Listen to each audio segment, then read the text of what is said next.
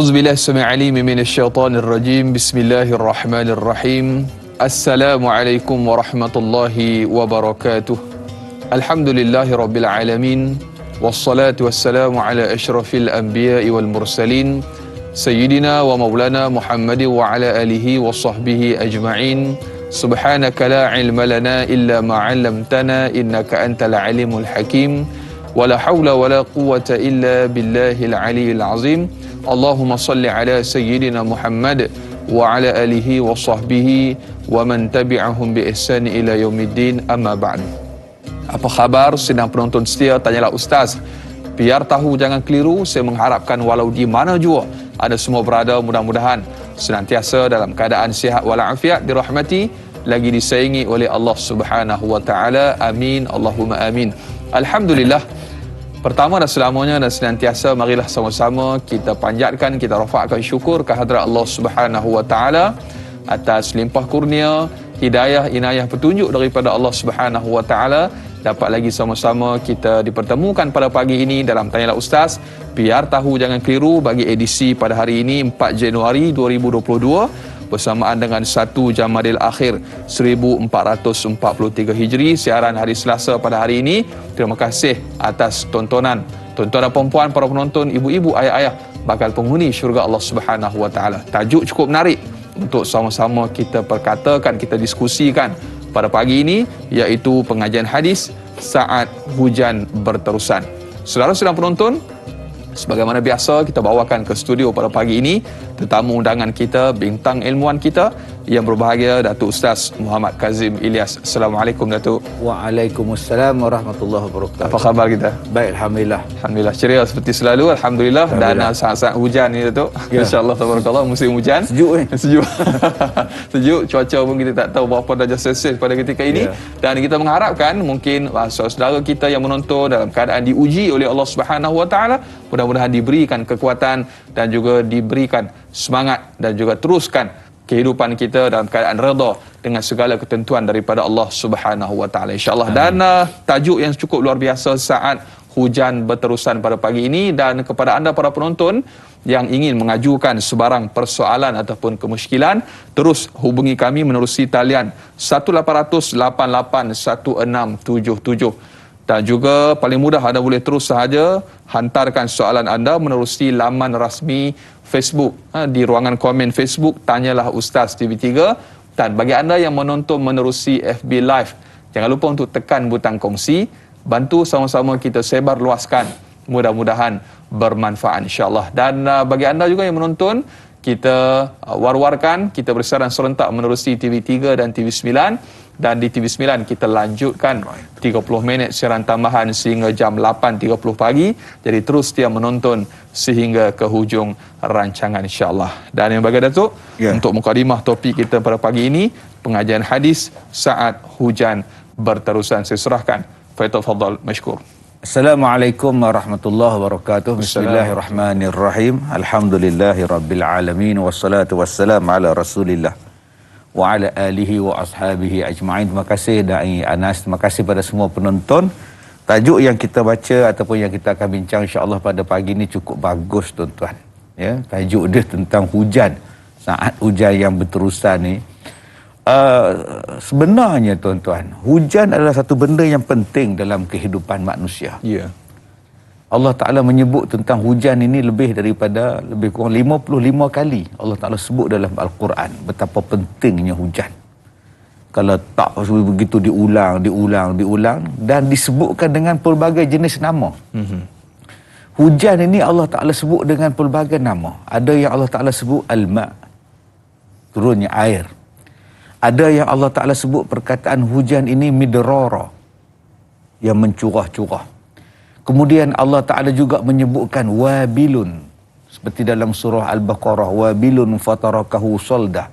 Allah panggil hujan ni wabilun. Ada juga yang Allah gelarkan hujan ini dengan ghaish. Ya, ada juga yang disebutkan kepada kita al-muzni. Jadi macam-macam bentuk hujan dan jenis-jenis hujan. Dan kita sebenarnya kena belajar tentang hujan. Dan kita kena ingat juga bahawa hujan adalah tanda dan bukti kekuasaan Allah. Yang kadang-kadang manusia tidak perasan Manusia membiarkan saja hujan turun begitu saja. Tanpa dia ambil manfaat, tanpa dia ambil peluang bagaimana boleh dapat manfaat daripada hujan. Dan lebih malang lagi Anas, ada orang yang benci hujan. Allahu na'udzubillah. Dia tak suka dengan hujan. Bila datang je hujan lebat je mendung ya, ni nak banjir pula dia hujan. Allah. Kadang-kadang yang berniaga pun tak suka hujan. Asyik aku berniaga hujan, asyik hujan aku berniaga. Dia marah pula pada hujan. Tambah orang nak kenduri kahwin. Betul. Masa inilah kau nak hujan pun, semalam kering panas, aku nak menikah, hari inilah kau lah hujan. Dia marah pada hujan. Jangan. Jadi insya-Allah kita perbincangan kita pada pagi ini insya-Allah mudah-mudahan ada manfaat untuk kita bersama. Amin insya-Allah. Subhanallah, satu mukadimah yang cukup luar biasa. Ada orang suka hujan, ada orang tak suka hujan, tetapi semuanya wa tu'minu bil qadri khairihi wasyarrihi. Kita beriman kepada segala ketentuan daripada Allah, sama ada baik ataupun sebaliknya.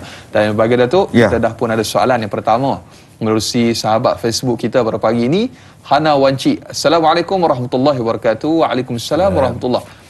Hujan adalah hikmah dan sangat bermanfaat kepada makhluk dan tumbuh-tumbuhan. Persoalannya, apakah rahsia dan hikmah yang harus diketahui dalam pandangan Islam? Mohon pencerahan Ustaz. Terima kasih. Biar tahu, jangan keliru. Terima kasih pada Cik Hana ke Puan Hana. Allah Ta'ala berfirman dalam Al-Quran, afara'aitumul ma' allazi tashrabun a antum azzaltumuh minal muzni am nahnul munzilun. Cuba kamu tengok air yang kamu minum. Kamukah yang menurunkannya atau aku yang menurunkannya? Allah. Dan bagaimana pula kalau air itu aku jadikan kamu masin, ujar aja. Kalau masin, macam mana kamu boleh nak minum? Subhanallah. Tang situ saja kita tahu dah hikmah Allah Ta'ala jadikan air hujan. Dengan air itulah kita boleh minum dan jadi air sungai, boleh jadi air mata air, disimpan, diserap dalam bumi, boleh disimpan dalam tasik, dalam empangan, dalam apa. Bayangkan kalau air itu jadi masin, taknya kenyang-kenyang kita. Tak hilang dahaga kita. Dengan sebab air itu Allah Ta'ala turunkan kepada kita suatu nikmat. Binatang pun suka, tumbuh-tumbuhan pun suka. Malah tumbuh-tumbuhan yang mati pun boleh hidup dengan keadaan hujan yang turun. Air sungai yang keruh, yang macam-macam lah ni, bila turun saja hujan, dia bawa segala selut, dia bawa segala kayu-kayan, segala kekotoran tempat lain. Ikan dalam sungai pun seronok. Allah. Begitu juga dengan daun. Daun pun jadi gembira. Pokok-pokok jadi gembira. Makanan dia dapat, minuman dia dapat. Malah dia boleh bernafas dengan selesa sebab daun-daunnya telah dibersihkan. Dan manusia pun jadi semangat dengan sebab hujan ni. Sebab tu bila hujan turun, beberapa hari tak hujan, tiba-tiba hujan turun, manusia rasa apa? Manusia rasa semangat. Allah. Dia rasa seronok, dia rasa kegembiraan bahawa hujan telah pun turun kepada dia. Dan hujan juga mendatangkan rahmah, mendatangkan barakah kepada kita, mendatangkan rahmat, mendatangkan keberkatan kepada kita. Dan Allah tanya kepada kita, kamukah yang menurunkan hujan atau aku yang menurunkan hujan? Allah. Jangan lawan Tuhan. Cukup Tuhan tak bagi kita hujan sebulan, menong kita. Allah. Yang petani menong, tengok padi makin mengering, tak ada hujan, macam mana ni? Yang mereka tanam sayur tak jadi apa? Yang dahaga, yang panah, susahnya. Tetapi dengan sebab hujan itu Allah Ta'ala turunkan dengan rahmah, dengan penuh kasih sayang, dengan rahmatnya, semut di sebalik daun pun tak mati. Allah. Itu rahmat. Ya. Bayangkan hujan. Kita selalu duk sebut, awan nanti kata aku kandung air, sampai tempat sejuk aku pun cair. Allah Ta'ala sebut awan itu dikandung, mengandungi air. Kenapa tak jatuh sekaligus? Padahal berat tu. Betul. Bila nak jatuh, dia jatuh perlahan-lahan. Siap ada tanda lagi. Betul. Dan bila dia jatuh, atas cermin kereta kita tak pecah, bumbung pun tak pecah. Ya. Kepala kita pun tak pecah. Semut bila hujan, dia melari, nyorok balik daun. Semut pun tak mati. Nampak tak tuan-tuan? Itu rahmat Tuhan. Bayang kalau hujan turun besar penumbuk. Allah Akbar. Kerah pula tu. Kerah pula tu dah benjol kepala dah mati tuan-tuan. Allah Akbar. Ya, kereta ni rasa tak ada cermin. Astagfirullah. Ya, apa bentuk cermin yang nak buat tuan-tuan? Begitulah hikmah Allah Ta'ala jadikan hujan untuk kita. Ya, insya-Allah tabarakallah, mudah-mudahan terjawab persoalan sahabat kita yang bertanya. Dan masya-Allah banyak soalan pada pagi ini, kita terus raikan bagi Datuk soalan yang berikutnya menerusi sahabat Facebook kita Al Syai yang bertanya, Assalamualaikum warahmatullahi wabarakatuh. Waalaikumsalam warahmatullahi. Apakah amalan sunnah yang diajarkan oleh baginda Nabi sallallahu alaihi wasallam apabila hujan sedang turun. Mohon dikongsikan. Terima kasih, biar tahu yang keliru dan semoga mungkin sedikit petua orang dulu-dulu tu. Mungkin ada yang bermanfaat boleh kita amalkan pada hari ini. Ya, kita kena ingat bahawa hujan ini macam-macam bentuk. Ya. Malah ada yang mendatangkan kegembiraan. Rasulullah sallallahu alaihi wasallam bila hujan saja mutirna bifadlillah wa rahmati. Nabi doa, ini adalah satu rahmah daripada Allah, adalah kurniaan daripada Allah. Sebab tu bila kita hujan, bersyukur. Alhamdulillah hujan. Kena sebut macam tu. Jangan sebut hujan lah pula. Tak sempat nak kering baju mak tu. Dia marah. Allah. Sebut dulu alhamdulillah. Kalau kita rasa kita tak nak pada hujan, hak lain nak pada hujan lagi ni. Yang kedua, Rasulullah sallallahu alaihi wasallam dia juga mendoakan kalau hujan tu dengan hujannya lebat, nanti kita akan bacalah doa ni. Rasulullah minta supaya hujan tadi diturunkan di tempat lain. Misalnya di gunung, di pokok-pokok, di lembah dan sebagainya. Itu satu doa. Bila kita kaji doa tu, Rasulullah minta supaya hujan yang lebat yang boleh mendatangkan banjir dan sebagainya pindah ke tempat lain. Ya. Ke tempat yang gunung, pokok, bukit bukau, lembah dan sebagainya. Baru kita tahu bila buat kajian rupanya pokok-pokok ini akarnya menyerap air dengan begitu banyak. Di antara benda yang boleh mengelakkan kita daripada banjir, daripada kerosakan tanah dan sebagainya ialah pokok. Ya. Pokok itu, sebatang pokok tu saja boleh menyerap berapa ribu liter air. Pokok yang besar tu. Ya. Bukan saja-saja Allah Ta'ala jadikan pokok balak tu. Akarnya mencengkam ke dalam tanah. Dia menjadikan tanah, struktur tanah tu jadi kuat. Dan bagaimana akar tu boleh hidup? Dengan menyerap air yang begitu banyak. Maknanya, ekosistem yang Allah Ta'ala jadikan kepada kita di dunia ni memang elok dah. Ya. Turun hujan, ada tanah, ada pokok, ada akar. Dia menghasilkan. Kemudian timbul jadi sungai. Bila jadi sungai, datang awan, awan sedut balik air sungai, dikandungnya dan dibawa ke tempat yang nak dihujankan. Allah. Ini ekosistem yang berlaku dengan begitu baik yang Allah Ta'ala ciptakan kepada kita. Yang ketiganya, boleh merasai air hujan, malah boleh mandi. Ya. Boleh mandi. Allah Ta'ala sebut dalam Al-Quran, liyutahhirakum bih. Hujan ni turun untuk membersihkan kamu. Ya, Rasulullah juga bila Rasulullah turun hujan ini, Rasulullah buka baju dia, perkenalkan badan dia kepada badan Nabi SAW. Menunjukkan bahawa ada kebaikan pada hujan itu. Dan bila ditanya kepada Rasulullah, kenapa buat macam ni? Yeah. Sebab kata Rasulullah, hujan ini adalah satu benda makhluk yang baru Allah Ta'ala ciptakan. Maksudnya apa? Hujan sedang turun tu, makhluk Allah yang baru Allah buat. Hujan yang sedang turun. Maknanya, Rasulullah letakkan pada badan dia, kenakan pada badan dia. Jadi kalau ada orang kata, itulah kena demak, kena hujan tu demam lah tu.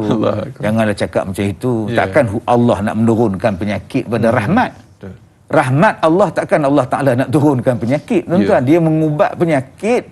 Ya, liyutahhirakum bih wa yuzhiban ankum rijza syaitan wa liyarbita ala qulubikum wa yusabbita bihil aqdam. Ada benda ini yang disebut oleh Allah dalam Quran. Jadi tuan-tuan ambil manfaat ni, liyutahhirakum bih, supaya kamu bersih dengan dia. Wa yuzhiba ankum rijza syaitan, dia menghilangkan gangguan syaitan. Wa liyarbita ala qulubikum, supaya menetapkan hati-hati kamu. Wa yusabbita bihil aqdam, dan meneguhkan kedudukan kamu. Jadi begitu hebat sekali hujan, maka adalah yang perlu diperbuat bila saat datangnya hujan kepada kita. Wallahu a'lam. Allahu akbar. Boleh meni hujan tu ni antara petua orang dulu Harus lah. boleh. Persoalannya tu bila? Nanti insya-Allah kita akan kupas selepas ini. Bila adakah terus mandi ataupun kena tunggu sekejap dan sebagainya? Mungkin ada panduan yang akan dikongsikan oleh Lembaga Datuk. Terus setia menonton Tanyalah Ustaz, biar tahu jangan keliru, kembali bergabung selepas ini.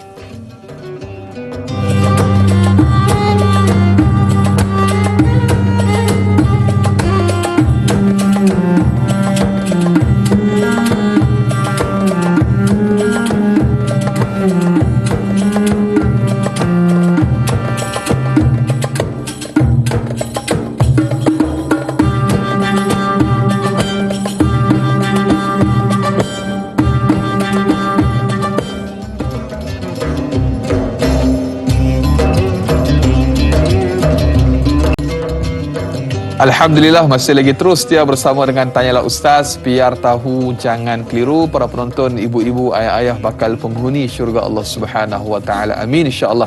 Kita masih lagi berbicara topik pengajian hadis saat hujan berterusan. Kita bersama dengan yang berbahagia Ustaz Datuk Muhammad Kazim Ilyas. Dan yang bagi Datuk tadi ada dikongsikan sedikit antara panduan ataupun sunnah baginda Nabi sallallahu alaihi wasallam saat menerima hujan, dan juga petua-petua orang dulu-dulu gitu. Dan bila sebut boleh mandi hujan ni, masanya tu ataupun kaedahnya, adakah boleh terus mandi? Sebab ada orang kata tu hujan sekarang ni tak macam dulu tu. Mungkin sedikit perkongsian tu. Ya. Yang pertama sekali, kita dengar cerita hujan dulu lain, hujan sekarang lain. Ya. Ya, betul pula. Pasal bila pula hujan beza pula. Sebab dia kata hujan sekarang ni dia penuh dengan asid. Ya. Jadi bila asid tu tak elok untuk kita mandi. Yang bahaya. Okey, itu yang pertama lah. Yeah. Yang kedua, kata dia hujan ni boleh bawa penyakit. Yeah. Kalau kau demam ke semua kan kena penyakit kan pasal kena hujan. Jadi orang pun takut pada hujan. Sebab tu orang hari ni berlari. Orang dulu-dulu, kalau zaman kita dulu-dulu, zaman saya lah, Anas muda lagi, waktu hujan adalah waktu untuk kita berlari main bola. Betul. Seronok main bola. Berjalan. Berlari main. Pasal apa? Pasal hujan turun. Badan jadi kuat. Sekarang pula, berlari pula. Kenapa? Hujan. Takut penuh. Betul. Yang pertama, yang ketiga, petua ni petua saya. Yeah. Kalau tak nak ikut, tak nak ikut, sudahlah. Saya suka tunggu air hujan pada malam Jumaat. Kadang-kadang bila malam Jumaat tu saya turun hujan, waktu malam, memang saya keluar pada rumah, mandi hujan malam Jumaat. Cukup bagus. Yeah. Okey. Kalau kat leha tu, kalau boleh, pakailah tudung semua. Jangan duduk berkembang pula depan tu. Orang datang tengok kat leha kan, biar benar kat leha ya. Yang kedua, air hujan yang nak mandi tu, kalau boleh yang lebat tadi, biar dia turun dulu peringkat awal. Dalam 10 minit, 5-10 minit dia turun dulu. Lepas tu kita mandi. Ada yang kata pula, Ustaz, saya tunggu dalam 10 minit. Elok 10 minit berhenti hujan, Ustaz. Tak ada rezeki lah. Buat macam mana kan? Jadi kalau setakat hujan renyai-renyai apa semua, tak payahlah. Kita nak hujan yang midrarah, yang mencurah-curah tadi ini, mendatangkan kebaikan, mendatangkan rezeki kepada kita. Yang seterusnya, saya suka simpan air hujan. Untuk saya jadikan mandi biasa. Walaupun bukan hujan, saya simpan. Nanti saya mandi air hujan. Kadang saya rendam kaki dengan air hujan. Ya, kadang saya bubuh garam, bubuh air hujan, saya akan rendam kaki saya. Ya, dalam menggunakan air hujan. Dan juga air hujan jadikan minuman. Ya, selalunya kalau saya nak buat perubatan dan sebagainya, saya akan baca Bismillahirrahmanirrahim dalam 1000 kali. Baca pada air hujan tadi, jadikan sebagai satu bentuk minuman. Jadi ini benda-benda yang ada kebaikan ataupun manfaat pada air hujan. Jadi jangan tuan-tuan takut dengan air hujan. Ya, melainkan ialah hujan tu dia turunkan api, memang kita rasa takutlah, tapi hujan dia menurunkan air. Air merupakan satu nikmat dalam kehidupan kita. Allahu Akbar. Dan ketika ini kita paparkan yang bagi Datuk, doa ketika aja mungkin boleh dikongsikan sedikit oleh bagi Datuk. Ini adalah satu doa yang boleh diamalkan kita sekarang. Bila hujan tu berterusan, bila hujan tu sekarang tak berhenti ni, kita ambil doa yang dibaca oleh Nabi SAW. Nabi berdoa, Allahumma hawalaina wala alaina. Amin. Allahumma alal akmami wazirabi wal butuni al audiyah wa manabit syajar. Amin. Ya Allah, kami bermohon padamu ya Allah, mudah-mudahan hujan ini hanya mengelilingi kami. Amin Allah. Dan bukannya menimpa ke atas kami. Amin Allah. Ya Allah, alihkanlah ia ke atas tempat-tempat yang tinggi, gunung ganang dan bukit bukau. Amin Allah. Perut-perut lembah. Amin Allah. Dan tempat tumbuhnya pokok-pokok. Amin Allah. Inilah satu bentuk doa yang diajar oleh Nabi SAW bila datang hujan yang tak berhenti. Ya, macam misalnya baru ni 2-3 hari hujan mencurah-curah. Jadi kita minta hujan ni Allah Ta'ala alihkan ke tempat yang disebutkan oleh Nabi SAW tadi, ke lembah-lembah, ke banyak pokok, ke gunung ganang, ke bukit bukau. Pergi letak di sana hujan tu. Mudah-mudahan dia tidak menimpa kita, dia hanya mengelilingi kita. Ini kalau hujan yang berterusan. Betul. Dan bagi Datuk, berikutnya tadi kita bicarakan tentang mandi hujan. Ini ada soalan berkenaan dengan wuduk dengan air hujan ni. Muhammad Izzuddin di Facebook yang bagi Datuk, Assalamualaikum warahmatullahi wabarakatuh. Waalaikumsalam warahmatullahi. Hujan adalah air yang diturunkan dari langit dan penuh keberkatan kepada semua makhluk di atas muka bumi ini. Adakah kita digalakkan mengambil wuduk dengan air hujan saat hujan turun berterusan? Pencerahan, terima kasih. Saya suka soalan daripada Muhammad Izzuddina ni. Izzuddin ni. Oh, Izzudina pula dah. Nama gelap. Sebab kadang-kadang kita di masjid, air kolah masjid tu biar buang je air bumbung tu. Dikeringkan. Kan dikeringkan pula. Apa salahnya air kolah masjid tu simpan daripada air hujan? Betul. Kan bagus. Seolah-olah hujan tu tidak ada bererti pada kita. Allahu Akbar. Kita lebih suka sangat pada air paip, kita suka pada air klorin dan sebagainya. Kenapa kita tidak memanfaatkan air hujan? Di rumah kita tak ada palung hujan, tak ada tangki air. Sampai nak mandi pun kita gunakan. Dan sedangkan hujan tu Allah Ta'ala turunkan kepada kita. Saya mencadangkanlah kepada pihak-pihak yang berkenaan masjid, surau dan sebagainya. Sediakan palung, sediakan kolah untuk air bertakung, air hujan di situ. Jemaah boleh mengambil air wuduk daripada situ. Natural. Ya. Mana dia lebih sejuk, dia lebih suka pada kita ni. Lebih seronok kita. Air tu tak dibuang begitu sahaja. Betul. Yang keduanya, kalau nak ambil wuduk, boleh ke nak ambil wuduk waktu air hujan mencurah turun? Pulanglah kalau tak basah baju. Kan? Tak lagi pergi ambil pakai jubah, pergi ambil hujan turun kat masjid cantik, pergi ambil, udah, lenjun maju. Jadi imam. Jadi imam lah tu, gigi baca biar benar bang. Jadi tak salah kita nak ambil wuduk tu, kita simpan lah tadah dengan apa cebok ke apa, apa nama, baldi ke, kita dengan jang air ke tadah. Jangan kita turun pula kemudian masuk dalam masjid. Allahu Akbar, udah banjir masjid. Yuk, biar benar ke yuk. Jadi boleh dan tak salah. Silakan. Dan kalau di rumah betul-betul lah kita boleh mandi, kita boleh ambil wuduk terus. Ini kalau yang di masjid, di surau tadi ni, saya mengesyorkan baik kita buat kolah yang dibuat untuk khas untuk menampung air hujan. Itu lagi air pun jimat, belanja air pun jimat, nak basuh kereta ke, nak siram pokok ke, air hujan ada. Allah. Ini sampai nak basuh longkang pun begini. Kan? Sedangkan air hujan Allah Ta'ala bagi kepada kita. Betul. Nikmat yang cukup banyak. Allahu Akbar. Mudah-mudahan terjawab persoalan sahabat kita yang bertanya. Dan di talian pada pagi ini yang bagi Datuk, yang pertama kita ada pemanggil. Halo, Assalamualaikum. Waalaikumsalam. Siapa di talian? Saya Norini Abdul Latif daripada Buntong, Ipoh, Perak. Ya, silakan puan. Assalamualaikum Datuk. Waalaikumsalam. Saya nak bertanya dua soalan. Mula saya nak baca sikit yang Ustaz baca tadi lah. Ya. A'udzubillahi minasyaitanirrajim. Bismillahirrahmanirrahim. Ya ayyuhallazina amanu la tubtilu sadaqatikum bil manni wal adha kalladhi yunfiqu malahu ria'an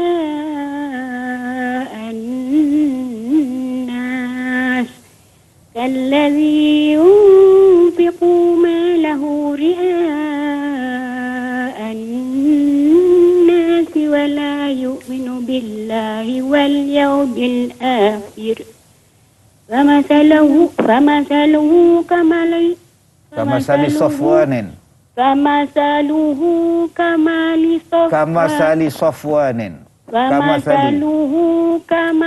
صفوان عليه تراب فأصابه وابل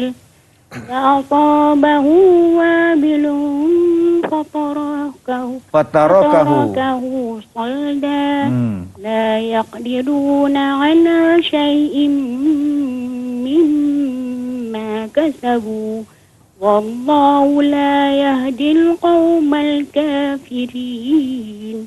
صدق الله العظيم. Soalan saya dah tanya tadi Ustaz, saya pelupa. Mana ada soalan? Belum. Tak baca terus ni.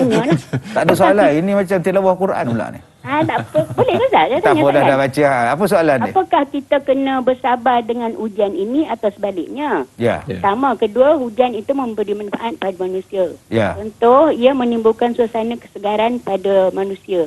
Kemudian saya nak akhiri dengan pantun dua kerat lah. Hujan lebat, janganlah cemas. Ya. Kalau keluar, pakailah mask. Itu saja. Assalamualaikum warahmatullahi wabarakatuh. Waalaikumsalam Allahu warahmatullahi Akbar. wabarakatuh. Terima kasih kepada Rini. Quran dia dapat, soalan dia baca, Kena kat dia. pantun pun ada. Hebat orang buntung ni. Hebat. Silakan tu insya-Allah. Baik, ayat yang Puan Nur Nur Aini baca tadi tu berkenaan dengan fatarakahu soldala yaqdiruna ala syai'in mimma kasabu, tentang orang yang bersedekah. Ya. Allah berikan gambaran orang yang bersedekah ria'an nas, kerana riak pada manusia. Allah memberikan juga gambaran dia, balasan dia macam hujan yang turun di atas batu yang habis debu-debu itu hilang itu saja. Jadi perumpamaan orang yang bersedekah tapi menunjuk-nunjuk pada orang lain macam hujan yang menimpa pada batu, jadi batu tu licin, bersih, tak ada apa. Allah. Jadi Allah Ta'ala bagikan juga rupanya hujan di dalam Al-Quran ini merupakan satu bentuk misalan, satu bentuk perumpamaan. Sebab Allah bagi perumpamaan ni Da'i Anas, benda yang kita jumpa setiap hari. Betul. Di antaranya ialah hujan. Macam mana hujan turun atas batu, bila kena hujan saja licin. Macam itulah orang yang sedekah, nunjuk pada orang, Allah, tak ada faedah apa pada dia. Kemudian tentang kehidupan kita dalam dunia, ada orang yang tak suka macam Puan Nur Aini sebut tadilah. Ada orang tak gembira dengan hujan, yang tak suka dengan hujan. Jangan kita salahkan hujan. Allah Ta'ala turunkan kepada kita hujan itu sebagai rahmat. Kalau kita lihat pada surah Al-Baqarah, yang Puan Nur ini bacakan tadi juga ada. Seperti orang yang bertanam di tanah tinggi. Orang yang bercucuk tanam di tanah tinggi. Walaupun hujan yang turun kepada dia sedikit, tetapi dia tetap menghasilkan hasil yang berlipat kali ganda. Jadi Allah Ta'ala sebut tentang hujan yang boleh memberikan kesuburan pada pokok, memberikan kesuburan kepada tanam-tanaman. Sehinggalah kita menanam di kawasan tanah tinggi pun, hujan yang turun sekali pun, hujan yang turun sikit pun, sudah memadai untuk menghasilkan buah yang baik, sayur yang baik dan sebagainya. Tapi sayang Da'i Anas, berapa ramai orang yang menguasai pertanian di tanah tinggi. Betul. Al-Quran menceritakan hasil yang bertanam di tanah tinggi 2 kali lipat, 2 kali ganda daripada orang yang bertanam di tanah rendah. Allahu Akbar. Tapi sayang, yang menguasai Cameron Highland siapa? Yang bekerja di sana, yang buka ladang, yang ada ladang teh, ladang sayur, ladang jagung apa semua, berapa persen orang Islam. Sedangkan kita dah dapat Al-Quran. Betul. Quran bagi tahu manfaat hujan dan manfaat tanah tinggi. Tapi sayang, kita masih lagi nak berebut jawatankuasa kampung, nak berebut jawatankuasa masjid. Allah. Itu yang kita nak berebut, tapi kita tak ambil Allah Ta'ala bagi bagaimana pertanian yang terbaik di tanah tinggi. Wallahu a'lam. Allahu Akbar. InsyaAllah, tabarakallah. Itu antara satu perkara yang dikongsikan oleh Baginda Datuk. Mudah-mudahan bermanfaat kepada kita dan terjawab persoalan sahabat kita bertanya sudah tadi. Dan banyak lagi akan kita kupas untuk topik kita pada pagi ini. Terus setia menonton Tanyalah Ustaz, biar tahu jangan keliru. Kembali bergabung selepas ini.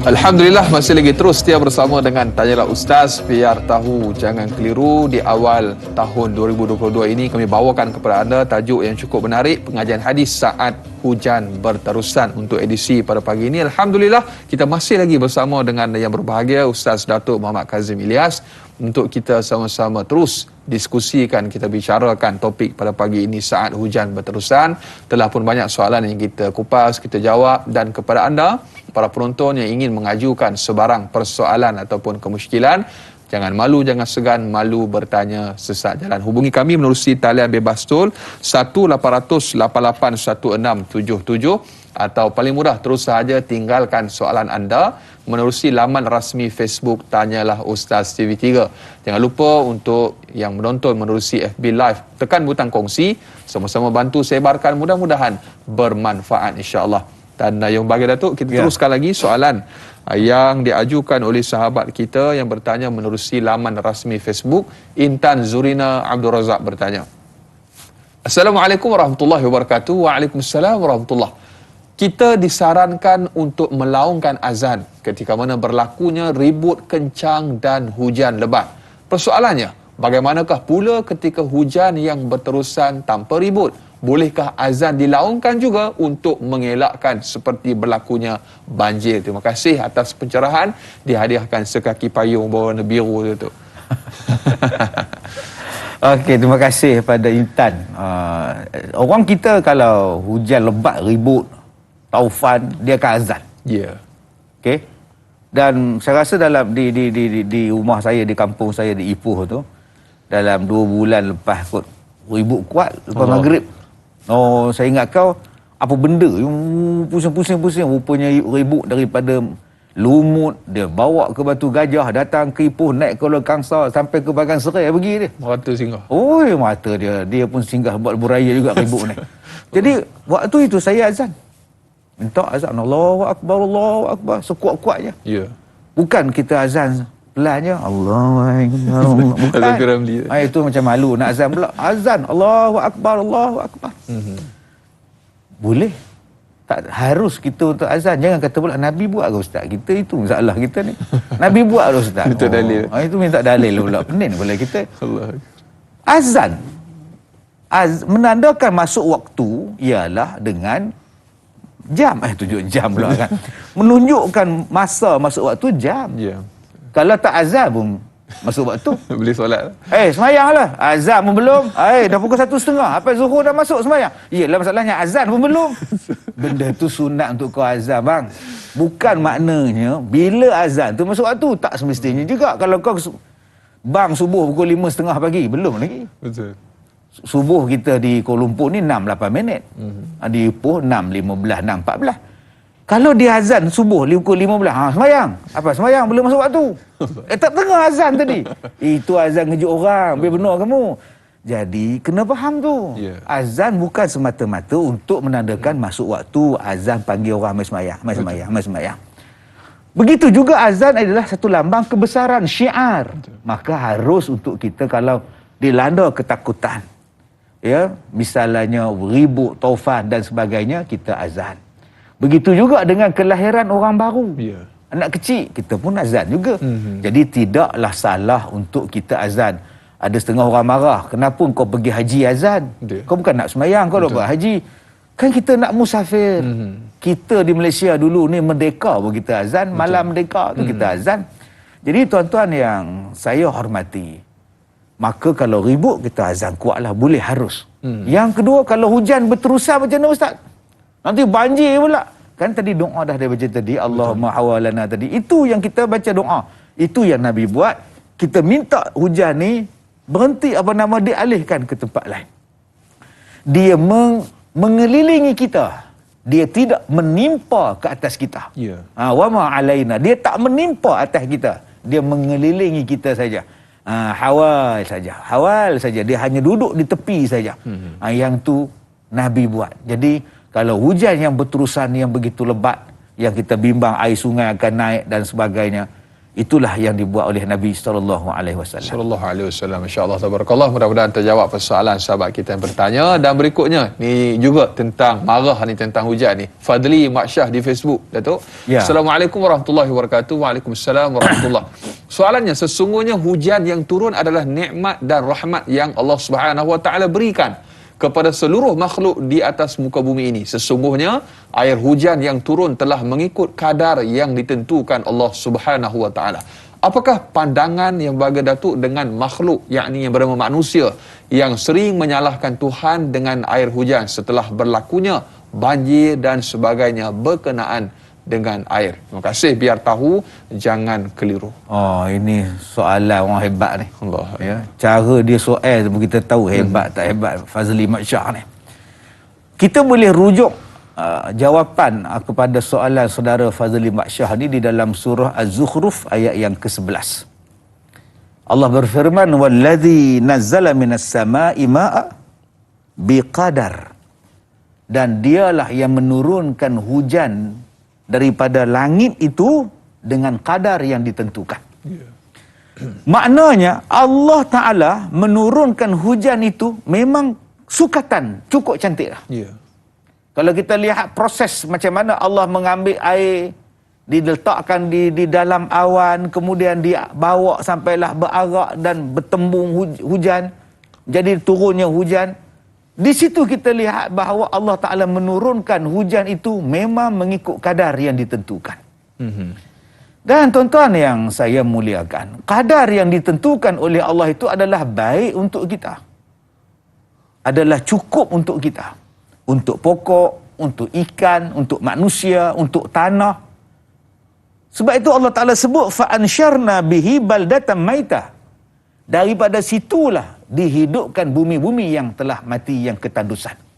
Menunjukkan bahawa sampai pada satu tahap hujan yang diturunkan tadi boleh menumbuhkan tumbuh-tumbuhan. Kadzalika tukhrajun. Begitulah kamu akan dibangkitkan semula di hari kiamat.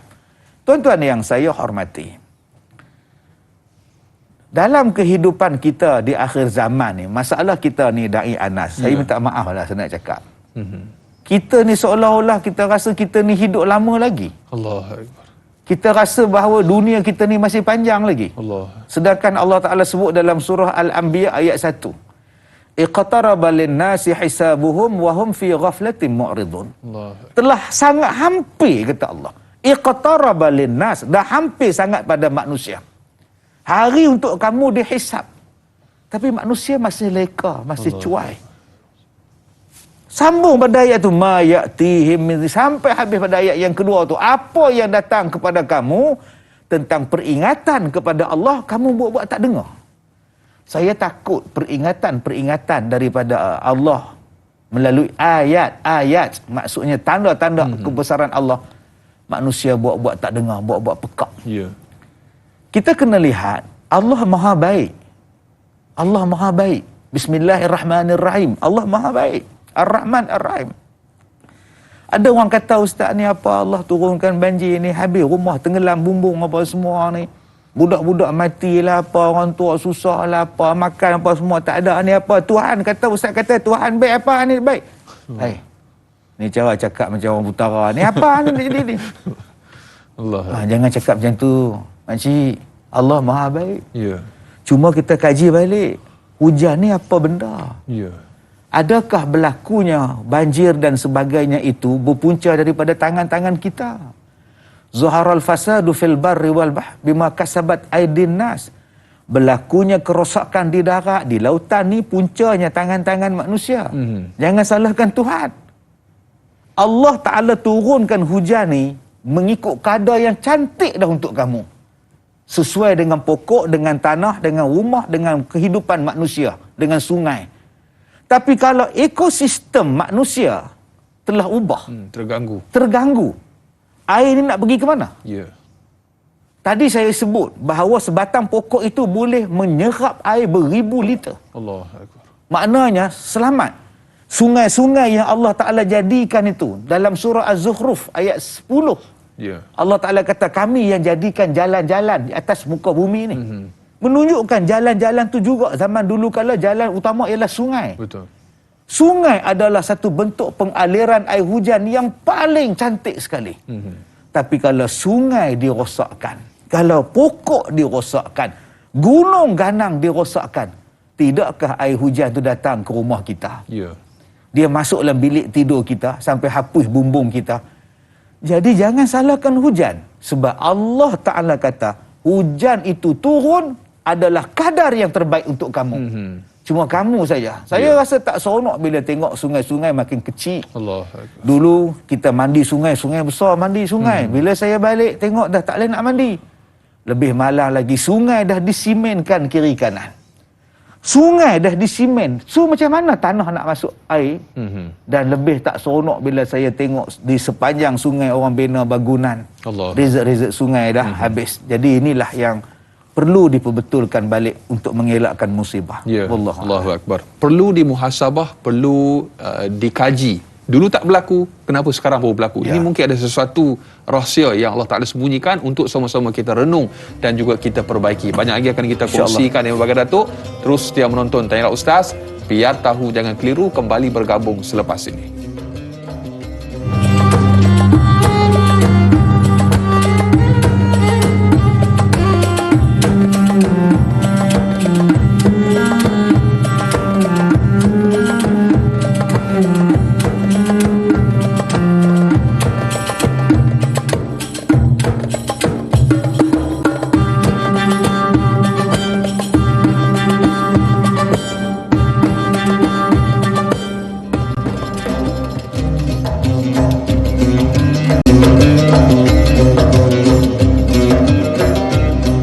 Alhamdulillah, terima kasih dan terima kasih. Kurang lebih sejam kita bersiaran semestinya dalam Tanyalah Ustaz, biar tahu jangan keliru.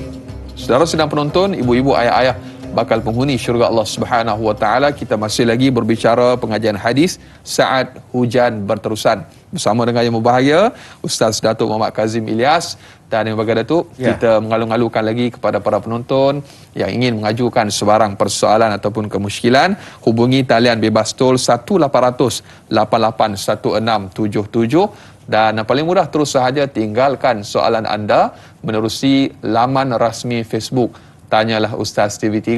Jangan lupa tekan butang kongsi di FB Live. Jangan lupa share, sebarkan ke grup Telegram, WhatsApp dan sebagainya. Mudah-mudahan lebih ramai yang menonton kita pada pagi ini, insya-Allah. Dan yang bagi Datuk, orang kampung saya pernah sebut, dia kata let your kindness be like rain, dia kata.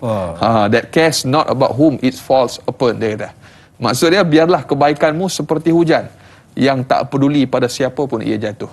Allahu Akbar. Ini satu kata pujangga menyebutkan bahawa kebaikan kita biarlah ia jatuh ke mana sahaja, sekalipun kepada orang yang kita tak suka. Jadi inilah kehidupan. Dan terkadang tidak semua apa yang kita nak kita dapat tu. Ya. Dan kita ada soalan yang diajukan oleh sahabat kita di Facebook, Syahira Lia Muhammad, yang bertanya, Assalamualaikum warahmatullahi wabarakatuh. Adakah fenomena hujan juga boleh mendatangkan syirik kepada akidah umat Islam? Kerana mereka menyandarkan fenomena dan musim hujan kepada makhluk selain daripada Allah Subhanahu wa taala. Mohon penjelasan, terima kasih. Ini kepercayaan tertentu. Ya, dulu saya ada baca di Afrika, ada bomoh hujan yang sedang melakukan ritual mengalihkan hujan, menolak hujan. Dia sambung adik peti. Tengah-tengah buat aktiviti tu. Udah dia sambung adik peti, udah kolu dia. Kemudian saya jumpa dengan mata kepala saya sendiri tahun akhir tahun 90-an, bila ada satu program besar nak dibuat.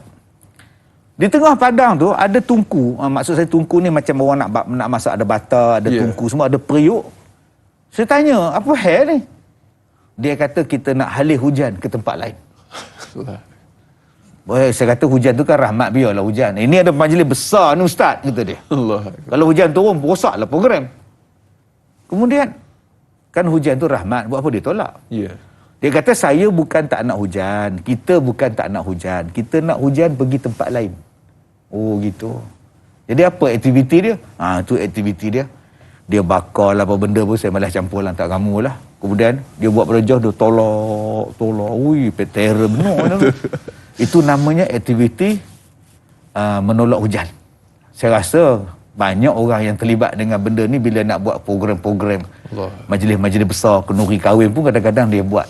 Ada orang dulu bila nak mengelakkan hujan, kenduri kahwin, orang tua-tua pula dia ambil buah kelapa, dia letak dalam bilik mandi dia. Dulu bilik mandi orang tua-tua rumah kita besar. Sekarang dia kecil je dekat penjuru bilik air kan. Dulu besar, boleh berenang dalam dia. Dia letak begitu.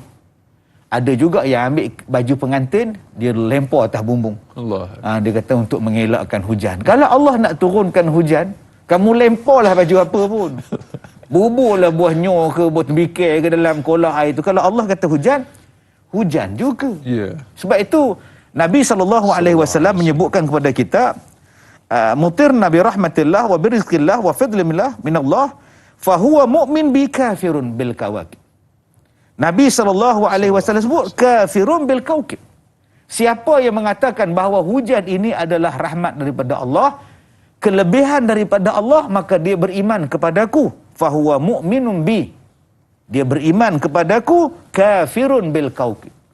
Maka dia kafir kepada bintang-bintang. Tetapi kalau manusia berkata, wa amman qala mutirna bin najmi kadza wa huwa mu'min bil kawakib, kafirun bi. Siapa yang mengatakan bahawa hujan ni turun kerana bintang tu. Hujan ni turun pasal bintang tu. Pasal bintang-bintang tu hujan ni akan turun. Maka dia telah beriman kepada bintang. Dia tidak beriman kepada aku. Allah. Sebab itu hujan turun bukan sebab bintang ni datang, bintang ni datang. Bukan. Hujan turun, dia termasuk benda yang di bawah kekuasaan Allah. Dia yang menurunkan hujan itu. Wallahu a'lam. Allahu Akbar. Mudah-mudahan terjawab persoalan sahabat kita yang bertanya. Dan berikutnya, yang bagi Datuk, kita ada pemanggil di talian yang berikutnya pada pagi ini, Kak Yat. Hello, Assalamualaikum. Waalaikumsalam, Da'i Anas. Ya. Apa khabar, Da'i? Alhamdulillah. Terima kasih, Da'i. Ya, Boleh silakan. cakap dengan Ustaz, ya? Ya, silakan. Ya, Assalamualaikum, Ustaz. Waalaikumsalam. Kak Ayat doakan semoga Ustaz senantiasa dalam rahmat Allah, Ustaz. Amin, Sihat insyaAllah. walafiat. Amin, amin, ya Allah. Terima kasih. Soalan Kak Ayat, Ustaz. Ya. Adakah fenomena biasa sering kerap terjadinya hujan di Mekah sekarang, Ustaz? Kadang-kadang kita tengok dalam YouTube kan, ada kata tanda nak kiamat dan sebagainya. Ya. Dan tadi Ustaz kongsikan tentang makbul doa pada hujan pada hari Jumaat. Dan adakah hujan antara Maghrib dan Isyak juga adalah doa makbul, Ustaz? Ya. Itu saja soalan Kak Ayat, Ustaz. Terima kasih. Assalamualaikum. Sama-sama. Waalaikumsalam warahmatullahi wabarakatuh. Hujan di Tanah Haram. Ustaz. Ya. Okay, tanda Ustaz tu. Setiap satu benda ni, Da'i Anas, ada tanda. Ya. Allah Ta'ala ni maha baik. Berkali-kali saya sebut. Allah maha baik, Allah maha baik. Ar-Rahman, Ar-Rahim tu dalam bahasa kita maha pemurah lagi maha mengasihani. Maha mengasihani ni baiklah. Ya. Allah kesian pada kita. Sampaikan soalan dalam kubur pun Allah Ta'ala bagi tahu apa soalan nak keluar. Allah. Sampai Allah Ta'ala bagi tahu ciri-ciri ahli syurga, ciri-ciri ahli neraka, Allah bagi tahu. So janganlah kita buat amalan ahli neraka. Orang nak bersalin pun Allah bagi tanda. Mana ada orang bersalin tiba-tiba je beranak. Allah. Jalan-jalan kat pasar malam, abang udah keluar budak. Mana ada tuan. Suami dia tanya, kamu ni tak ada tanda? Tak tahu abang, tiba-tiba keluar. Nampak benar nipu yang tuan. Bila mengandung ni tak tahu. Jadi orang nak akil balik ada tanda, orang nak tua ada tanda, orang nak kahwin pun ada tanda, semua ada tanda. Termasuklah tanda kiamat. Betul. Sebab tu saya rasa kena kaji balik. Kalau kita ni ada penyakit tapi tak ada simptom, ini benda pelik. Betul. Dia menyalahi daripada segi adat. Betul. Ya, kalau tak ada simptom, buat apa kita nak sibuk? Jadi jangan kita mengatakan bahawa benda ni tak ada tanda. Kiamat ada tanda. Salah satu tanda kiamatnya ialah pertukaran cuaca. Ya. Hujan kerap ke, hujan tak kerap ke, hujan kemarau. Sebab dalam hadis sebut akan berlaku kemarau 3 tahun sebelum kiamat berlaku. Ya. Tahun yang pertama hujan dikurangkan sebanyak ini. Tahun yang kedua hujan diturunkan berapa peratus. Tahun yang ketiga hujan diturunkan berapa peratus. Sehinggalah pada saat itu manusia menghadapi kebuluran yang dahsyat. Binatang-binatang semua mati melainkan yang dikehendaki oleh Allah. Kemudian Nabi juga sebutkan tentang petanda-petanda kiamat. Ya, bahawa pertukaran cuaca, pertukaran sistem cuaca berlaku di tanah Arab. Apabila pokok-pokok sudah hijau, mewarnai di negara mereka. Apabila pokok-pokok telah pun menjadikan sebagai satu bentuk tanaman biasa. Dan hari ini telah pun direalisasikan. Manusia yang buat. Bahawa pokok-pokok akan tumbuh dengan begitu banyak. Dan hari ini mereka mengimport pokok, mengimport tanah, ditukar padang pasir supaya menjadi tumbuh-tumbuhan boleh hidup. Hybrid ke? Hybrid lagi. Dengan alasan bahawa kami nak mengurangkan kadar kepergantungan makanan kepada negara pengeksport. Kami tak nak import makanan. Kami nak bekalkan makanan untuk rakyat kami sendiri. Kami nak jimatkan kos. Alasannya begitu. Tetapi Nabi sebut kepada kita bahawa petanda-petanda itu telah sampai. Yang kedua, kita lihat tentang misalnya salji, sekarang ni berlaku salji dan sebagainya. Zaman dulu pun di Taif pun sejuk juga, kan? Di hujan di Madinah pun ada juga berlaku hujan. Di Mekah juga banjir, beberapa kali banjir di Mekah, itu fenomena biasa telah pun berlaku. Tetapi bila berlakunya keadaan-keadaan yang disebutkan oleh Nabi SAW, apa yang disebutkan macam itu? Maknanya itu adalah petanda-petanda kiamat. Sebab itu saya katakan tadi, kita sekarang bila berada pada cuaca yang tak menentu, ekosistem yang telah berubah, secara tak langsung benarlah sadaqah Rasulullah SAW. Benarlah apa yang disabdakan Nabi itu, bahawa kita telah menuju kepada penghujung. Kena terima hakikat. Jangan duk rasa sangat kita ni nak lama sangat hidup dalam dunia, tak nak cerita bab kiamat, tak nak cerita bab dajjal, tak nak. Jangan cakap macam itu. Sekurang-kurangnya kita belajar, kita bercakap dan terima hakikat bahawa kita nak kiamat kecil, nama dia mati. Ada persediaan. Ya, jadi Allah Ta'ala bagi benda-benda ini sebagai rahmat untuk kita, supaya kita ingat kepada Allah. Inna lillahi wa inna ilaihi raji'un. Jadi Nabi sebut petanda-petanda kiamat itu, sampai Nabi sebut wailul lil arab, binasalah bagi bangsa mereka. Dan hari ini kita telah lihat sungguh-sungguh, ya, ada kuil yang telah dibina di negara mereka, adanya patung-patung yang kembali dibina, sedangkan benda itu telah dihapuskan oleh Nabi SAW. Semuanya itu telah disebutkan oleh Nabi sebagai petanda-petanda di akhir zaman. Allahu Akbar, insya-Allah, tabarakallah. Dan sebut tentang hujan, terkadang bila tak hujan pula, kita minta pula hujan, dan terkadang tu kita memaksa-maksa pula sehingga kita buat orang kata apa, hujan palsu, viral macam itulah. Jadi mungkin ada terkadang tu menghasilkan impak yang negatif pula. Mungkin sedikit perkongsian. Saya suka lihat dalam konsep, ada satu orang, dia tak ada anak, macam-macam usaha dia buat untuk dapatkan anak. Sampai dia minum air tasik dayang bunting di Langkawi. Yang bunting dayang, dia tak ada juga bunting-bunting. Tasik bunting. Dia paksa juga, Tuhan tak bagi. Nampak macam mana? Akhirnya dia bela anak angkat. Bila dia bela anak angkat, dia rasa, Ustaz, lepas dia bela tu, anak angkat tu banyak menyusahkan dia. Mencuri sana, buat macam-macam. Ustaz, saya pening. Dia datang jumpa saya, Ustaz, kenapa anak saya macam ini? Saya jawab, Allah Ta'ala bagi pada kita senang, tak ada anak. Tapi akak nak ambil anak, dia akak tanggung lah. Itu sebab dia, hikmah Allah bagi. Bukan saya tak suka akak bela anak angkat, tapi akak kena terima hakikat dia. Itu cabaran dia. Ada. Setiap satu benda yang kita buat akan berlaku benda-benda lain. Dipanggil kesan dia.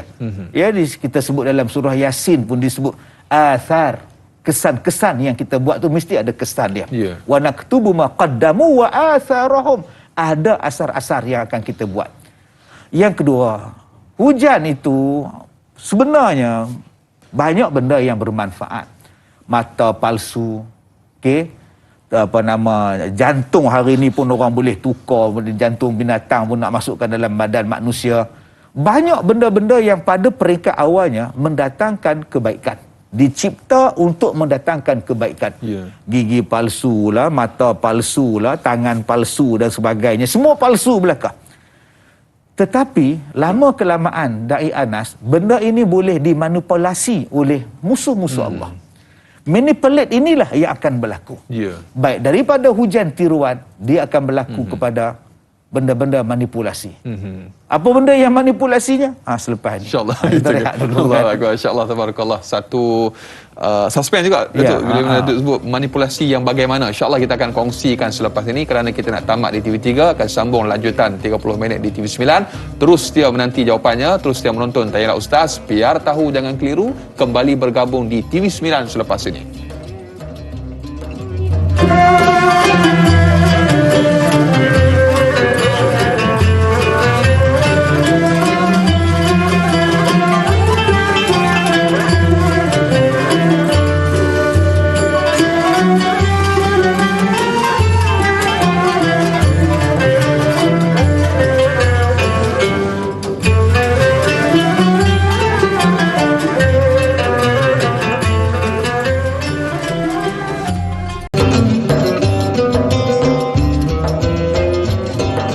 Alhamdulillah, lanjutan 30 minit siaran tambahan di TV9 Tanyalah Ustaz, biar tahu jangan keliru. Para penonton, ibu-ibu, ayah-ayah bakal penghuni syurga Allah Subhanahu Wa Taala. Kita masih lagi bersama yang berbahagia Ustaz Datuk Muhammad Kazim Ilyas untuk kita sama-sama diskusikan pengajian hadis saat hujan berterusan.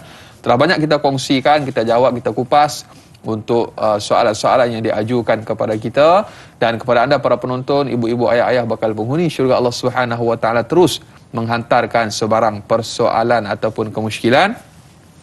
Hubungi talian bebas tol 1-800-88-1677 atau paling mudah terus saja tinggalkan soalan anda menerusi laman rasmi Facebook Tanyalah Ustaz TV3. Yang menonton menerusi FB Live, jangan lupa untuk tekan butang kongsi. Kita bantu sama-sama sebar luaskan, mudah-mudahan lebih ramai yang menonton kita pada pagi ini, insya-Allah.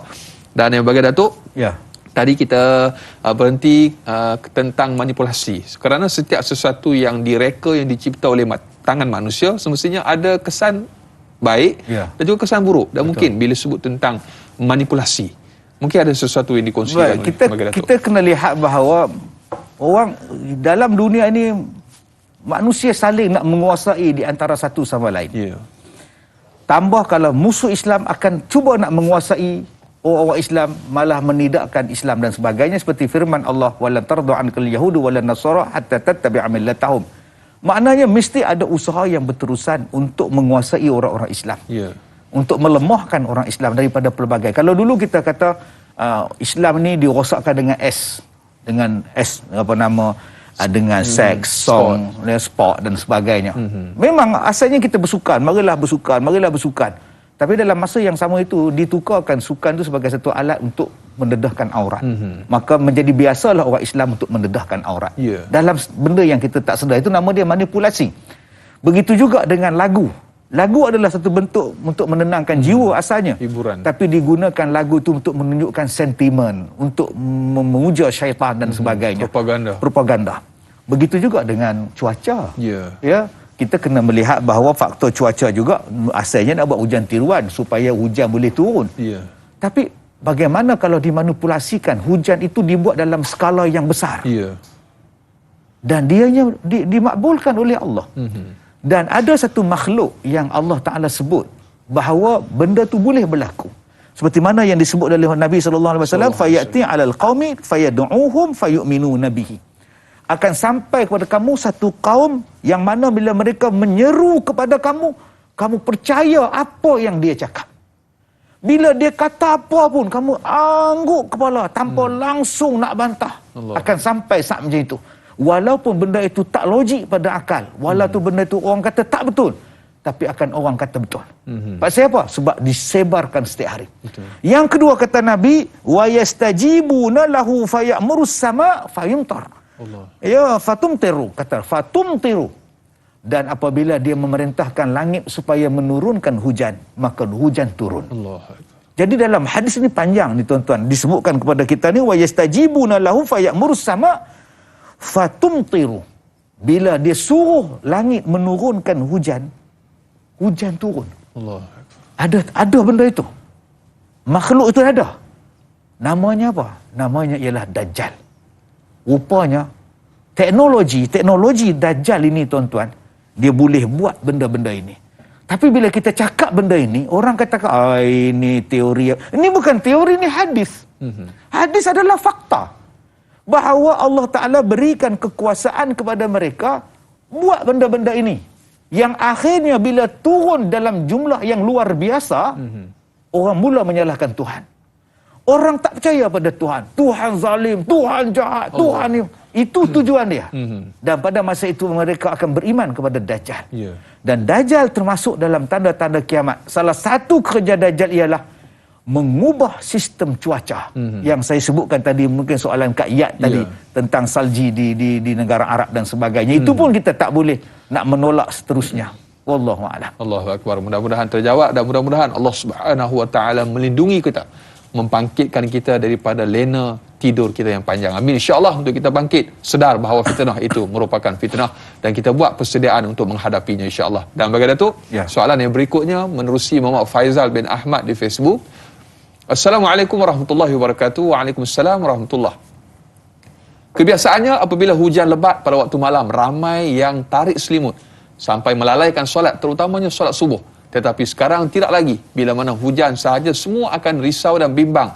Mula berzikir dan berdoa supaya minta supaya jangan banjir. Adakah ini caranya Allah Subhanahu Wa Taala menunjukkan kemarahannya kepada kita yang semakin lalai dan ingin kita kembali kepadanya bersimpuh di hadapannya? Mohon perkongsian biar tahu jangan keliru.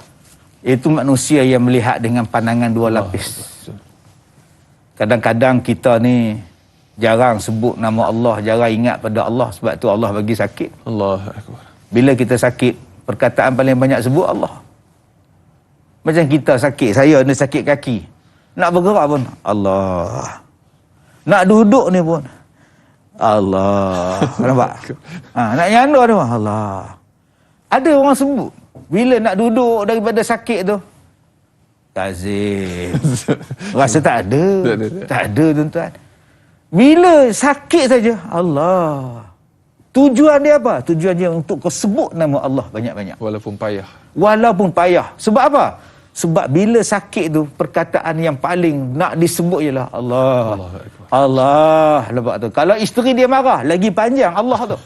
Masa sihat tak ada sebut Allah. Masa sakit, Allah. Lagi panjang Allah dia. Allah. Jadi tuan-tuan yang saya muliakan, begitu juga Allah Ta'ala bagikan kepada kita musibah. Banyak orang yang lari daripada masjid, jauh daripada masjid. Tapi bila datang satu musibah, tidak ada tempat lain yang dia lari. Mencari perlindungan, dia akan pergi ke masjid. Kenapa waktu senang kita tak pergi ke masjid? Tapi Allah Maha Baik. Allah panggil kita ke masjid. Mari berlindung di masjid. Apa pun. Dulu kita lihat tsunami di Aceh. Orang lari ke masjid. Tetap berlindung sebab itu adalah rumah Allah. Jadi tuan-tuan, jom kita ubahkan. Mudah-mudahan kita tarik orang ke masjid. Bukan menghalang-halang lagi untuk orang ke masjid. Begitulah dengan solat. Selama ini, bila hujan turun, ramai orang tarik selimut. Oh, hujan. Ini kalau tarik selimut sedap ni. Ini bahasa kita selalu dengar ni. Hujan, apa lagi? Tarik selimut lah. Sekarang hujan. Abang, cepat. Abang, cepat. Nak angkat itu, nak lapik meja di atas tu, nak simpan. Semua dia buat. Dan yang paling banyak orang buat ialah doa lah bang, hujan lebat ni. Allah. Semua orang berkat doa. Semua orang berkat zikir. Ya Allah, Ya Allah. Adakah sampai Allah nak mengajar kita untuk kembali kepada Allah dalam keadaan kita ditimpa musibah sahaja? Janganlah sampai tahap macam itu. Jom kita berubah. Sekarang kita berubah. Dan saya suka juga nak nasihatkan kepada semua sahabat-sahabat kita. Janganlah kita bila tengok orang yang diuji. Ujian juga merupakan satu bentuk ujian yang Allah Ta'ala sebut dalam Quran. Ujian Allah Ta'ala sebut. Dalam ramai orang, ada orang yang ditimpa dengan ujian banjir. Betul. Allah. Saya nak sebut sabar pada dia orang, saya tak gamak. Tak sampai hati. Sabarlah kau. Saya tak sampai hati. Betul. Sebab ujian yang sampai pada mereka itu, ya Allah, bumbung, hapus, rumah hilang. Menjadi miskin dalam sekelip mata. Allah. Meninggal ahli keluarga. Saya secara peribadi nak sebut sabar tu saya, ya Allah. Aku tak diuji dengan kau. Aku sendiri pun tak tentu boleh sabar. Sebab Allah Ta'ala ni uji sungguh pada dia orang. Betul. Tapi rupa-rupanya itulah perkataan yang paling elok disebut, sabarlah. Ada benda lain yang Allah Ta'ala nak bagi pada kita. Ada kebaikan yang Allah Ta'ala nak bagi pada kita. Sebab tu ada orang yang seronok bila dia diuji. Allah sayang pada aku. Berhati-hati orang yang tak kena. Orang yang diuji tadi dah lulus ni, dah sabar dah. Mereka sabar dah lulus itu. Fabashir sabirin, mereka sabar dah. Kita ni yang kena takut sebenarnya. Aku ni belum diuji lagi. Adakah aku ni sabar? Aku ni belum lagi baik. Sebab tu saya nasihat, janganlah kita tu, ini bala ni bala untuk kau. Sabarlah dulu, buat tenang. Sepatutnya kita tolong, redakan kesusahan mereka, bantu mereka, itu yang terbaik. Bukan sama-sama kita nak menyalahkan, tapi dalam masa yang sama kita kena juga ingat bahawa setiap sesuatu mesti ada sebab. Alhamdulillah, sehingga ke hujung rancangan masih lagi terus setia bersama dengan Tanyalah Ustaz, biar tahu jangan keliru. Saudara sedang penonton, jadilah seperti hujan. Di mana pun jatuhnya, ia bermanfaat. Tidakkah engkau melihat bahawa hujan tidak pernah membezakan tempat jatuhnya? Sama ada ianya di antara istana orang kaya ataupun rumah orang-orang miskin. Inilah hebatnya hujan yang Allah Ta'ala ciptakan. Jadilah ataupun ambillah falsafah seperti hujan, insyaAllah. Dan yang bagi Datuk, kita masih lagi berbicara topik kita pada pagi ini, pengajian hadis saat hujan berterusan. Dan kita ada soalan yang telah pun kita bacakan sebentar tadi. Umi Hani yang bertanya tentang peralatan ruqyah ataupun perubatan baginda Nabi SAW selalunya menggunakan air, terutamanya air Zam-Zam. Kalau tak ada air Zam-Zam, boleh tak guna air hujan, dan air hujan yang bagaimanakah, dan juga kaedah yang mungkin boleh dikongsikan, dipersilakan. Ya, air Zam-Zam itu sendiri pun adalah penawar. Ya, disebutkan kepada kita dia mengubat mengikut niat kita. Mengubat penyakit mengikut niat kita. Sebab tu kalau kita minum air Zam-Zam, misalnya kita ni ada penyakit diabetes misalnya, baca surah Al-Fatihah 7 kali minyak, ya Allah, dengan keberkatan air Zam-Zam ni mudah-mudahan hilanglah diabetes aku ni, ya Allah. Bukan minta, ya Allah, hilangkanlah betis aku. Silap, lupa dah sebut. Hilang pula betis dia pula. Jadi air Zam-Zam tu sendiri adalah ubat mengikut penyakit kita, niat kita. Yang kedua, misalnya Nabi ada sebut dalam satu hadis, bagi orang yang demam panas, Nabi suruh kita berubat dengan air. Diambilkan air, diperahkan dan diletakkan, dan di tempat yang di dahi ke, di perut ke, dengan air. Dan doa yang dibaca, Bismillahirrahmanirrahim, A'udzubillahil azim min kulli syarri na'arin wa min syarri harin nar. Makna itu ada hadis yang disebutkan kepada kita tentang perubatan menggunakan air.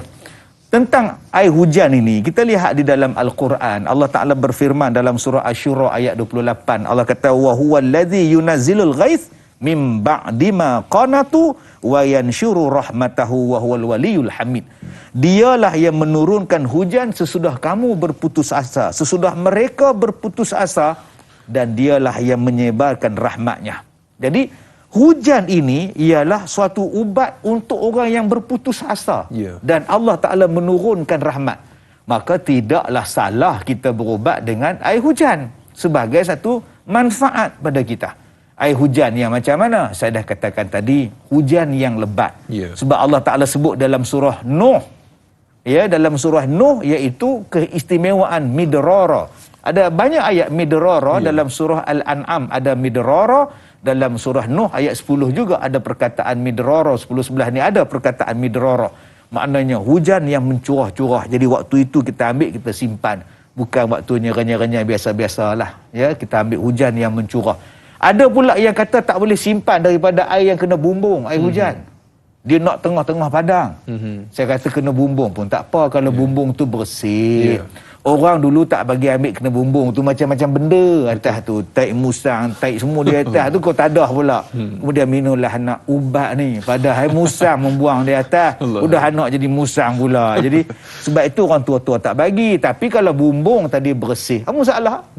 Yang pentingnya ialah bersih. Letak di tengah padang pun boleh, letak di atas pancuran bumbung pun boleh, janji ianya bersih. Wallahualam. Allahu Akbar. Mudah-mudahan terjawab persoalan sahabat kita yang bertanya. Dan yang penting, yang bagi Datuk, ambillah ataupun berubatlah dengan mereka-mereka yang diakui kealimannya ataupun kewarakannya, dan juga bersih daripada sifat-sifat ataupun unsur-unsur syirik, khurafat dan sebagainya, Datuk. Ini antara panduan yang mungkin kita boleh kongsikan kepada sahabat-sahabat kita yang mungkin ingin mendapatkan rawatan dan sebagainya. Dan yang bagi Datuk, kita raikan lagi soalan menerusi sahabat kita, Kak Ju Zabidi yang bertanya. Baik, Rasulullah SAW bersabda, bila mana hujan turun sedikit, ia adalah tanda rahmat dan kasih sayang Allah Subhanahu Wa Taala kepada kita, walau di mana pun ianya turun. Tetapi ketika mana ia merosakkan harta benda dan nyawa, ketahuilah Allah Subhanahu Wa Taala sedang murka dan marah. Adakah ketika itu manusia harus kembali kepada Allah dengan beristighfar dan bertaubat? Mohon nasihat daripada yang bagi Ustaz. Biar tahu, jangan keliru. Ya. Benda ni kita lihat dalam surah Al-A'raf ayat 84. Saya sebutkan di awal mukaddimah kita tadi. Allah Ta'ala sebut hujan ni dari Anas macam-macam. Ya, ma, midrara, ghais, kemudian wabilun. Kemudian ada juga Allah Ta'ala sebut tentang matar, matara.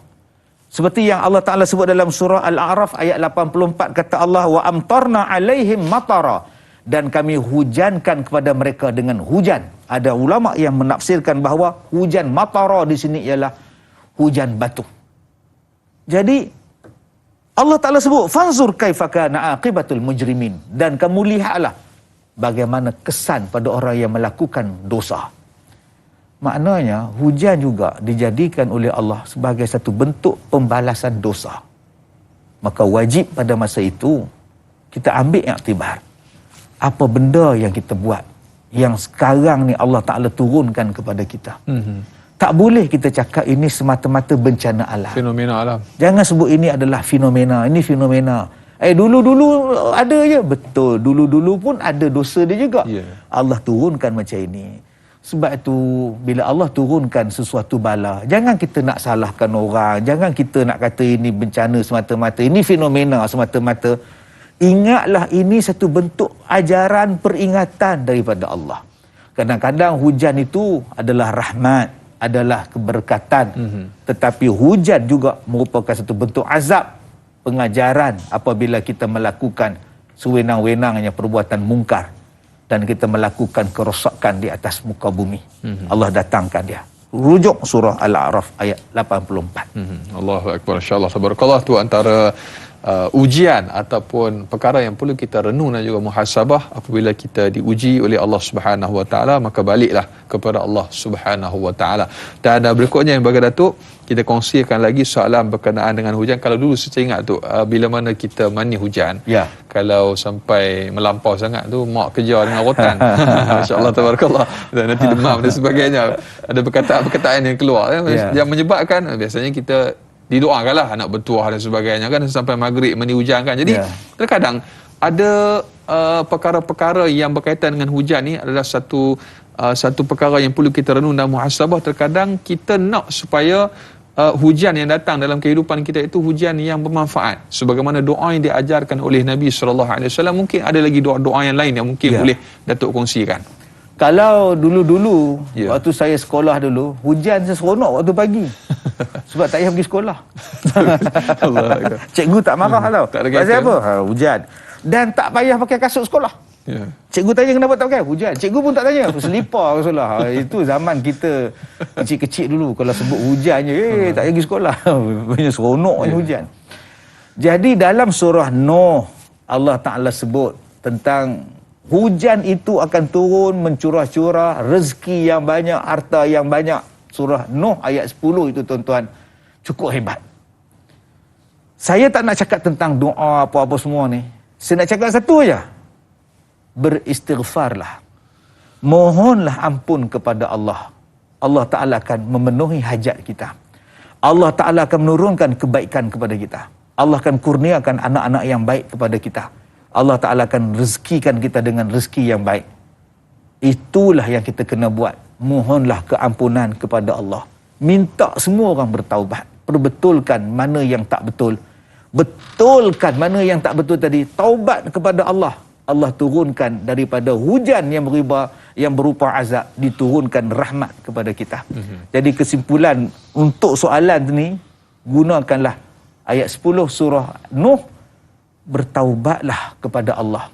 Istighfarlah banyak-banyak. Ya, kalau boleh kita war-warkan istighfar, taubat, semayang taubat. Setiap hari kita war-warkan di media-media. Insya-Allah buat kempen lagi. Jom kita buat semayang taubat ramai-ramai, istighfar, tutup segala kejahatan, insya-Allah. Allah turunkan hujan rahmat pada kita. Kita buat taubat perdana tu. Biasa dulu setelah buat perdana kita buat taubat perdana. Jadi taubat bukan setakat semayang saja kan. Bukan semayang. Maknanya kita stop dulu. Kita stop semua perbuatan-perbuatan. Reset. Itu nama reset tu. Bukan kita reset benda lain. Reset benda maksiat. Tutup benda-benda maksiat supaya jangan ada pintu-pintu dan lubang-lubang maksiat. Sebab kita ada api, kita ada air, kita ada tanah, kita ada angin. Ini semuanya adalah kekuasaan Allah, ciptaan makhluk Allah. Didatangkan rahmat, air, tanah, angin, api. Dengan api kita boleh masak, boleh panaskan badan kita. Dengan tanah kita boleh bercucuk tanam, kita boleh mendatangkan makanan, berumah. Dengan air kita boleh hidup, dengan api, dengan angin kita boleh dapat udara. Tapi jangan lupa, tidaklah selama-lamanya benda ini jadi rahmat. Angin kalau Allah tukar, jadi padang jarak, padang terkukar. Allah. Daripada angin sepoi-sepoi, angin menderu, daun jatuh menimpa batu kuburan. Elok je lagu tu. Tapi kalau dia mari taufan, Allah. buka mata pun tak boleh. Jangan sampai jadi macam itu. Api, kita boleh guna lighter, nak cucuk api lah, nak cucuk apalah. Boleh panaskan badan dengan elektrik, dengan apa semua ni, masak. Tapi kalau Allah murka, satu negeri boleh terbakar. Allah. Yang ketiga, tanah. Mana ada tanah melawan? Datang bekho korek, datang jentolak korek, kita cangkul pun dia tak pernah melawan. Cangkullah dia. Kau nak buat lubang 4 segi ke, kau nak tanam pokok ke, tanah tak pernah melawan. Tapi kalau sampai dia dah murka, dia tukar tanah jadi gelongsor, dia tukar tanah menjadi runtuh, tak ada siapa boleh hidup dengan baik. Harga rumah jadi jatuh, harga apa pun jadi jatuh kalau kita duduk kawasan gempa bumi, tanah runtuh. Yang keempat, air. Air dia ikut cakap kita, dibotolkan, dibotol, dibuka, ditutup. Tapi kalau sekali Allah murka, dia boleh tukarkan air tadi, Allah jadi bah. Bukan lagi banjir, jadi bah. Dia boleh menenggelamkan rumah, satu negeri boleh tenggelam, malah satu dunia punah tenggelam dengan bah. Sebab itu tuan-tuan, jom kita bertaubat. Sebab dalam bahtera Nabi Nuh, kisah Nabi Nuh alaihi salam, kita boleh lihat air menghancurkan manusia, tapi air juga menghancurkan manusia yang bertaubat dalam bahtera Nabi Nuh. Allahu Akbar. Ibarat kata pepatah, sekali air bah, sekali pantai berubah. Dan yang bagi Datuk, sedar tak sedar kita telah pun sampai ke penghujung rancangan untuk topik kita pengajian hadis saat hujan berterusan. Panjang lebar telah pun kita kongsikan, kita jawab persoalan yang diajukan oleh sahabat-sahabat kita. Mudah-mudahan bermanfaat dan kita dapat sama-sama amalkan dalam kehidupan kita. Dan terakhir kita minta yang berbahagia Datuk kongsikan ataupun bacakan sedikit doa. Mudah-mudahan Allah Subhanahu Wa Taala memberkati kita, insya-Allah.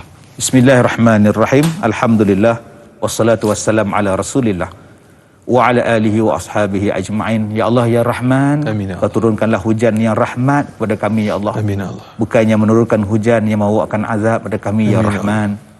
Ya Allah ya Rahman, kami bermohon padamu ya Allah, hindarilah kami daripada musibah ya Allah. Amin. Jauhilah kami daripada musibah ya Allah.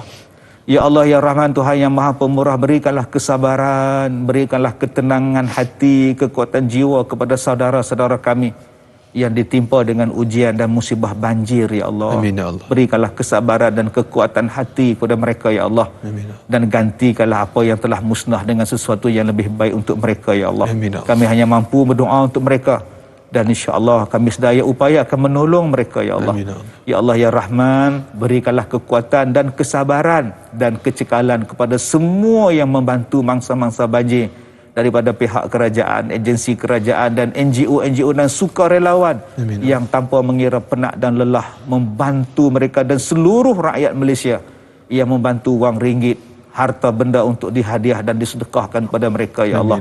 Mudah-mudahan kerjasama inilah mendatangkan kebaikan kepada kami kembali ya Allah. Rabbana atina fid dunya hasanah wa fil akhirati hasanah wa qina adzabannar. Wa sallallahu ala Muhammad wa ala alihi wa ashabihi ajma'in.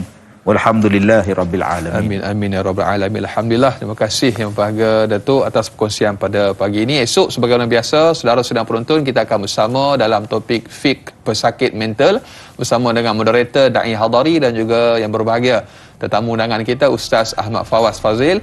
Jam dan juga waktu yang sama semestinya dalam Tanyalah Ustaz. Biar tahu, jangan keliru. Jazakallah khair sekali lagi bagi Datuk. Semoga Allah Subhanahu Wa Taala memberikan kesihatan yang baik kepada Datuk, diberikan kekuatan, ditambahkan ilmu pengetahuan untuk terus membimbing kita, masyarakat kita, terutamanya para penonton Tanyalah Ustaz. Dan terima kasih kepada anda para penonton. Jangan mencari yang sempurna, sempurnakanlah apa yang ada. Tidak ada yang sempurna melainkan Allah Subhanahu Wa Taala. Sehingga berjumpa lagi. Assalamualaikum warahmatullahi wabarakatuh. Waalaikumsalam warahmatullahi wabarakatuh.